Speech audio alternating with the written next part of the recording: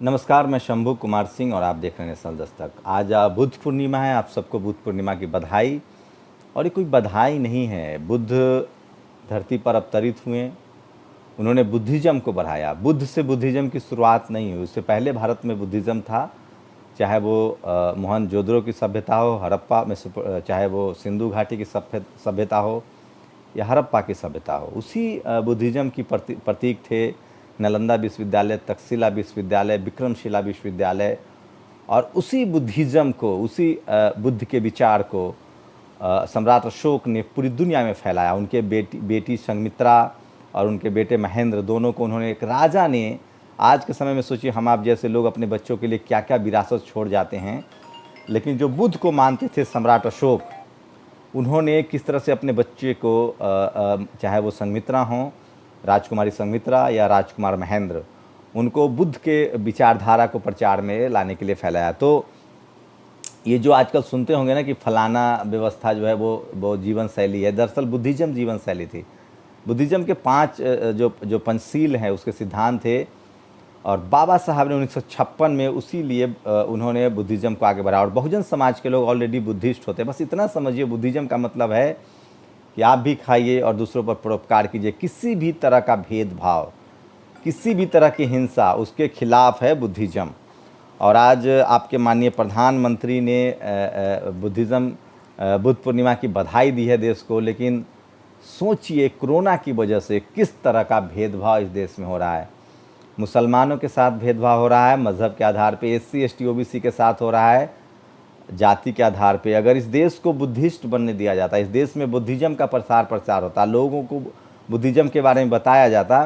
Buddhism कोई धर्म नहीं है साहब, बुद्धिज़्म कोई पोंगा पंथ नहीं है, बुद्धिज़्म कोई कर्मकांड नहीं है, बुद्धिज़्म किसी को पूजा करने के लिए नहीं कहता है। बुद्धिज़्म कहता है अप्त दीपो भव। बुद्ध ने कहा है अप्त दीपो भव। बुद्ध कहते थे आप जैसे सोचते हैं वैसे ही चीज़ें आप प्राप्त करते हैं। बुद्ध के बारे में बस इतना जानिए कि उन्होंने कभी हथियार नहीं उठाए। जो हथियार वाले लोग थे उनको उन्होंने बुद्धिज़्म पर चलाया। सम्राट अशोक जैसा राजा जो कलिंग युद्ध के बाद बुद्धिज़्म की तरफ बढ़ता है और एक अखंड भारत का निर्माण करता है, और वो भी बिना हथियार के।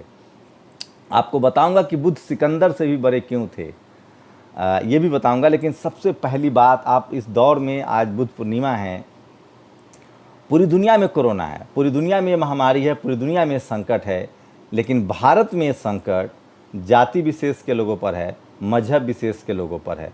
जो SC ST OBC माइनॉरिटी के लोग हैं, जो गरीब हैं, मजदूर हैं, लाचार हैं, सरकार उनकी सूद नहीं ले रही है, उनकी कोई व्यवस्था नहीं हो रही है जिस तरह से होना चाहिए। लाखों करोड़ों लोग रास्ते में हैं, कोई भूखा है, कोई गरीब है, मतलब आप इंतहा नहीं कर सकते। मैं आपको अभी एक वीडियो दिखाऊंगा कि किस तरह से रात के 9 बजे लोग सड़कों पर बेतरतीब तरीके से बगैर खाना खाए भूखे प्यासे घूम रहे हैं। और 45 दिन से ज़्यादा लॉकडाउन हो चुका है, लेकिन अब तक मैनेजमेंट नहीं हुआ है। मीडिया क्या कर रही है? जिस देश की जिम्मेदारी थी, पत्रकारों की जिम्मेदारी थी, ये सरकार तक नहीं पहुंच पाई खबर। मुझे क्यों खबर पहुंचती? क्योंकि मैंने लोगों को फ़ोन नंबर दे रखा है, उनको उम्मीदें हैं मुझसे, वो लोग फ़ोन करते हैं। देश के तमाम शहरों से लोग फ़ोन करते हैं, वो फंसे हुए हैं, लेकिन सरकार के पास ये सब जानकारी नहीं है। आपको जानकारी नहीं मिलती। आपको TV ने दिखाया कि लोग पैदल चल रहे हैं तो आप जान गए, सोशल मीडिया ने दिखाया तो जान गए, शराब की लाइन दिखाया तो जान गए, लेकिन मीडिया गरीबी, भुखमरी, लाचारी की खबरें नहीं दिखा रही है, इसलिए आप नहीं जान पा रहे हैं। और आज कोरोना से भी बड़ा संकट भारत में भूख, भ्रष्टाचार और गरीबी हो गई है। राजनीति तो चल ही रही है। सोचिए, सुमित अवस्थी एक एंकर हैं और उन्होंने तेजस्वी यादव से वो सवाल पूछ रहे हैं, जबकि सवाल सरकार से पूछा जाना चाहिए। विपक्ष का काम होता है सरकार पर सवाल उठाना, लेकिन अब ये थोड़ी है कि आप जो कहेंगे उस पर हम सवाल उठाएं। सब कुछ चाशनी में समेटा जा रहा है, ऐसे ऐसे परसेप्शन बनाया जा रहा है, सेना का इस्तेमाल किया जा रहा है। आप बोल ही नहीं सकते हैं।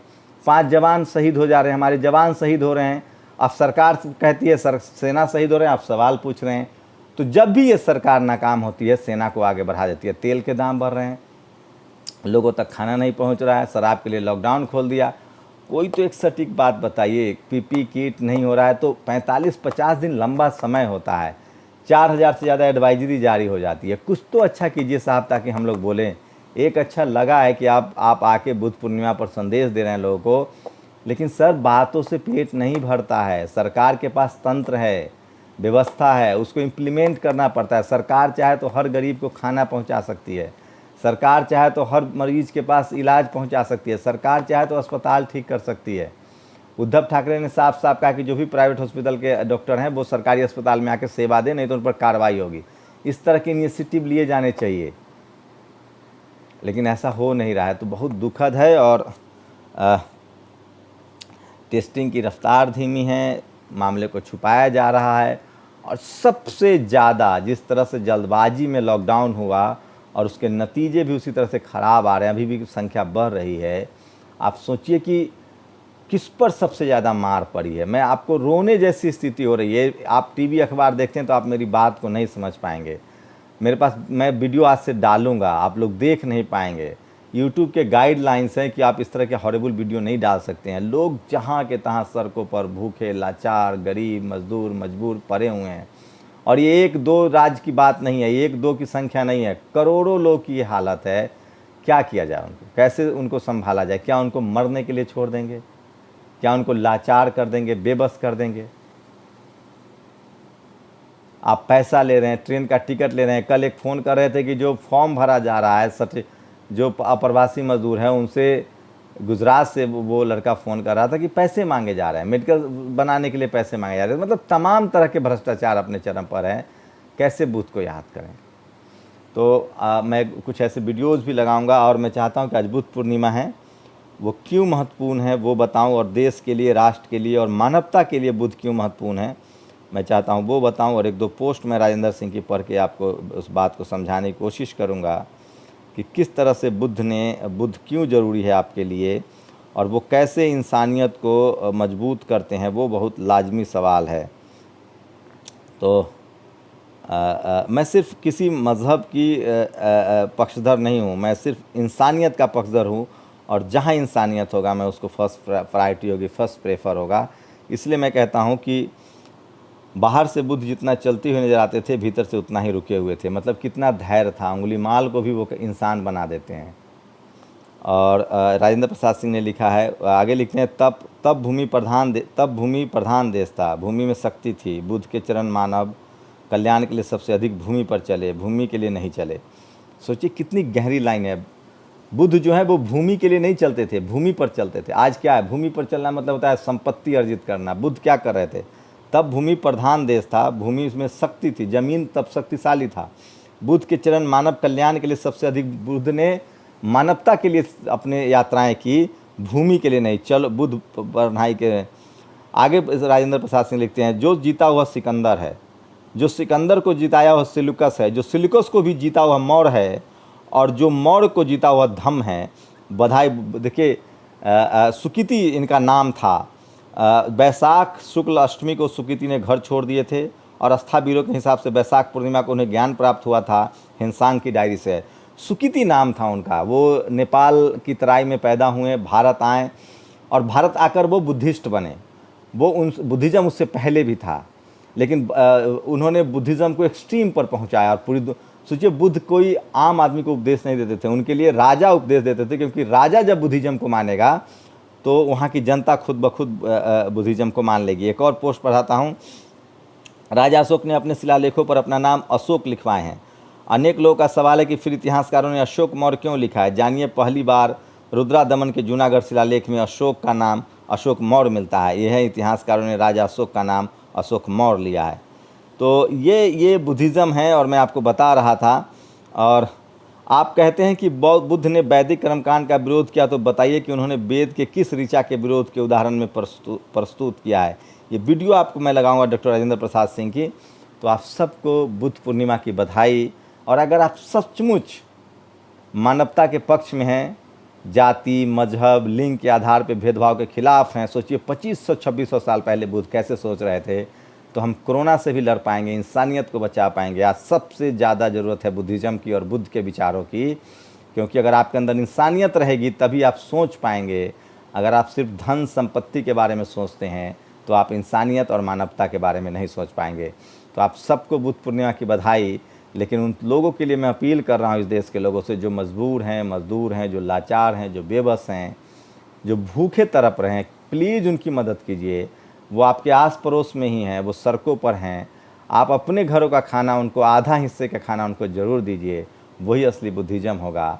नहीं तो हम एक ऐसे दौर में जा रहे हैं जब प्रकृति हमसे बदला ले रही है, क्योंकि हमने प्रकृति का जिस तरह से शोषण किया है। और प्रकृति को बचाना, इंसानियत को बचाना तभी संभव है जब आप बुद्ध के विचारों को मानेंगे। अप्त दीपो भव, और बुद्ध जो कहते थे कि मानव मानव एक समान, ये तमाम जो विचारधारा है, बुद्ध, महाराज कबीर, संत श्रीमणि रविदास महाराज, गुरु नानक साहब, ये तमाम जो विचारधाराएं हैं, ये सब वहीं से निकला है। मानव मानव एक समान, इक्वालिटी, ह्यूमैनिटी के लिए लोग काम कर रहे थे। पैगंबर साहब, जीसस क्राइस्ट, इन सब का जो आप सोचिए, आप इस्लाम को पढ़िए, इस्लाम को जानिए, पैगंबर साहब को जानिए, आप जीसस क्राइस्ट को जानिए, गुरु नानक साहब को जानिए। ये तमाम जो महापुरुष हुए हैं, ये जो तमाम जो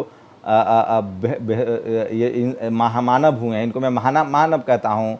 ये जो तमाम समाज वैज्ञानिक है अपने अपने दौर के, पैगंबर साहब हों, जीसस क्राइस्ट हों, या गुरु नानक साहब हों, या बुद्ध हों, कबीर हों, संत श्रीमणि रविदास जी महाराज हों, ये सब के सब, चाहे जिन्होंने छत्तीसगढ़ में जो थे संत घासी महाराज, संत गाडगे, सब मानव की भलाई की बात करते थे।